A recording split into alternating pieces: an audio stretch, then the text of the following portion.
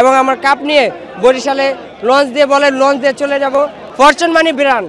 আমরা বরিশাল চট্টগ্রামকে হারিয়ে অবশ্যই আমরা ফাইনাল নিশ্চিত করব এবং আমরা ফাইনালে গিয়ে আমরা কাপও আবার দ্বিতীয়বারের মতো চ্যাম্পিয়ন হব। আমরা এবারের চ্যাম্পিয়নও আমরাই হব ইনশাআল্লাহ।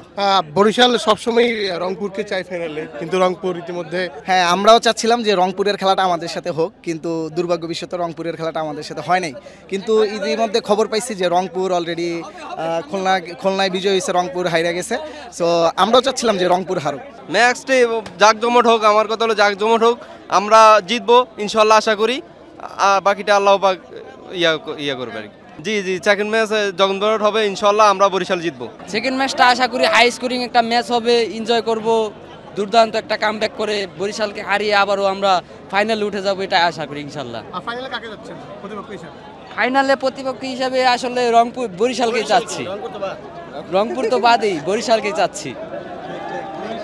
ঠিক বরিশাল মানে একটা ব্র্যান্ড, ফরচুন মানে একটা ব্র্যান্ড। বরিশাল বাঘের মতো গর্জন দিলেই একমাত্র দল যদি বলি বরিশালকে বলি, যে বরিশাল সব মানে যত প্লেয়ার আছে, প্লেয়ার কবিতা মানে প্লেয়ার যত, তামিম ইকবাল, মুশফিকুর রহিম, তারপরে এলাকা মাহমুদুল্লাহ রিয়াদ, এদের খেলা অনেক ভালো লাগে আমার কাছে।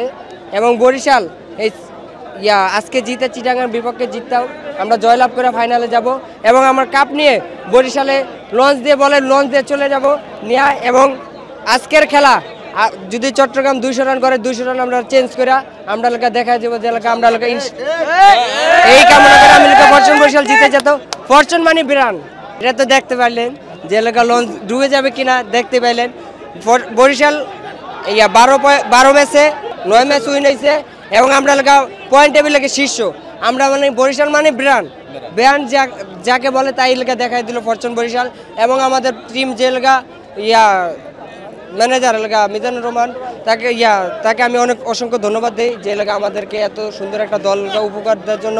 এবং আমি তামিমকে আবার সামনের বছর ক্যাপ্টেন্সি দেখার জন্য এই